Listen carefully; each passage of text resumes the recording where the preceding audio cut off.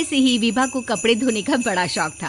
कभी नल के नीचे तो कभी तालाब के पास। अरे मेरी नीली वाली लुंगी नहीं दिख रही है। विभा की अम्मा, कहाँ रखी है लुंगी? अरे वो तो विभा ने परसों ही धोकर रखी थी आपकी अलमारी में, देखो वहीं होगी। वो ना मैंने आज धो दी, मुझे लगा कि गंदी हो गई होगी।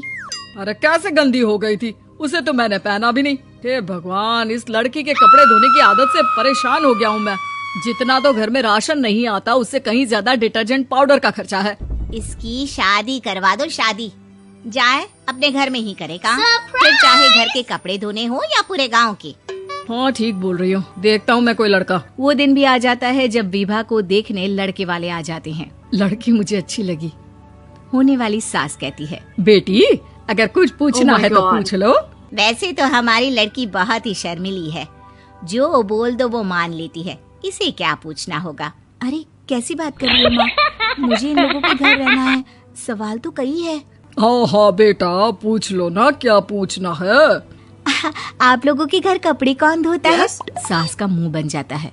देखो, अगर तुम ये कहना चाहती हो कि तुम्हें कपड़े धोने नहीं आते तो सुन लो, कपड़े मैं ही धोती हूँ, लेकिन तुम्हारे आ जाने के बाद मैं रुमाल तक नहीं धोऊंगी। अरे चुप रहना भाग्यवान, बहू बेचारी घर आई नहीं, उसे डराना शुरू कर दिया। वो क्या है ना बिटिया, अभी तक तो ये कल्लू की माँ ही धोती थी, लेकिन अब तुम्हारे पापा तो दहेज में वॉशिंग मशीन देंगे ही। तभी विभा की माँ बोल पड़ती है, सवाल भी पूछा तो क्या। वैसे भाई साहब, मशीन की तो फिर भी कपड़े धोने की कैपेसिटी होती है। मतलब जो बिटिया दे रहे हैं ना विभा, इसे कपड़े धोने का बहुत शौक है। ये आप लोगों के क्या आस पड़ोस गांव मोहल्ले सबके कपड़े धो दे और उफ तक ना करे। बाहर देखा नहीं आपने कितने कपड़े सूख रहे हैं? सब हमारी बिटिया ने ही तो धोए हैं। बस भी करो ना माँ, शर्म आ रही इतनी तारीफ सुनकर। और तो और एक दाग निकाल कर दिखाओ तो मान जाओ। हाँ अच्छा, माफ करना बेटा, मैंने गलत समझा।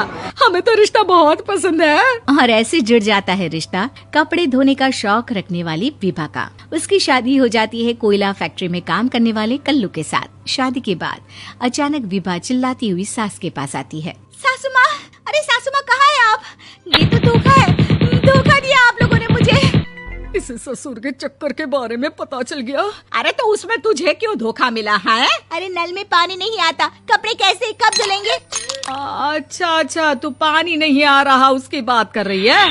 तो आपने क्या सोचा? कुछ नहीं। अच्छा, तेरी माँ ने कहा था कि कपड़े धोने का शौक है तुझे, याद आया मुझे।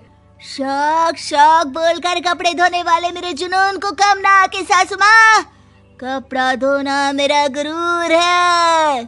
तभी पति भी वहाँ आ जाता है। अभी मैंने इसे सनी देओल की फिल्म दिखाई है, उसी के डायलॉग मार रही है माँ। अच्छा सुन, साफ साफ बता रही हूँ, पानी सुबह 4 से 6 और शाम को 10 से 12 आता है, समझी?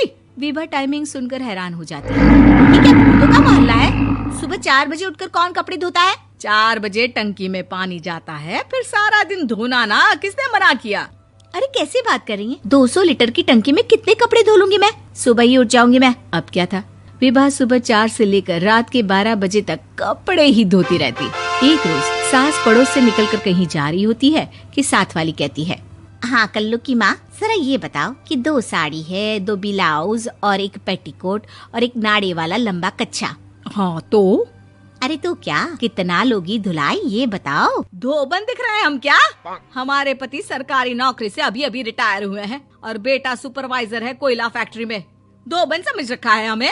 हाय रे कल्लू की अम्मा, माफ कर दो, वो तो मोहल्ले में यही सब बता रहे थे कि तुमने बहू को कपड़ा धुलवाने के काम में लगा दिया है। सास को पड़ोसन की बात सुनकर गुस्सा आ जाता है। वो घर पहुंचती है जहां घर के बाहर ही इतने सारे कपड़े सूख रहे होते हैं जितने कि किसी धोबन के घर पर। अरे ओ कल्लू की दुल्हन, बाहर निकल।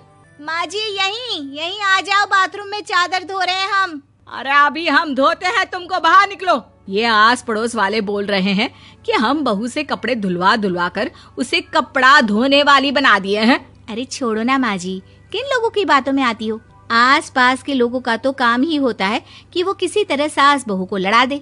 बहू सारे घर के कपड़े धोती है, ये क्या कम है? बोलिए। सास को भी लग जाता है कि वो बहू का ये सनकीपन नहीं छुड़वा सकती, इससे अच्छा है कि खुद ही चुप हो जाए। एक रोज सास और बहू मंदिर जाते हैं, जहाँ सास की साड़ी वहाँ खड़ी भीख मांगने वाली से मिलती है। माँ जी क्या बात है, आपकी साड़ी उस भिखारन से कितनी मिल रही है ना?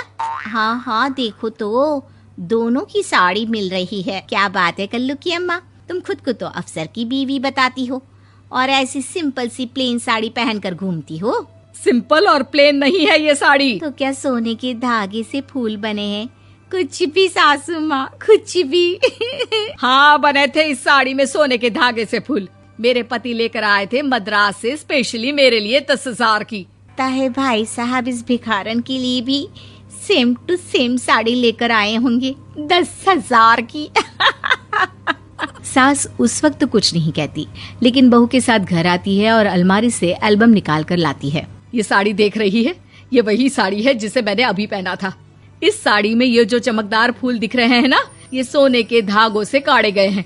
लेकिन तू लोकल वॉशिंग मशीन ब्रश से घिस घिस कर सारे फूलों को निकाल कर साड़ी प्लेन कर दी। मुझे माफ कर दीजिए सासू माँ। और तो और, जब मैंने तुझे तेरी गलती के लिए कुछ नहीं कहा, लेकिन तूने तो सबके सामने मेरा मजाक ही बना दिया। क्यों? बहू को समझ में आ जाता है कि अब से उसका कपड़े धोना बंद।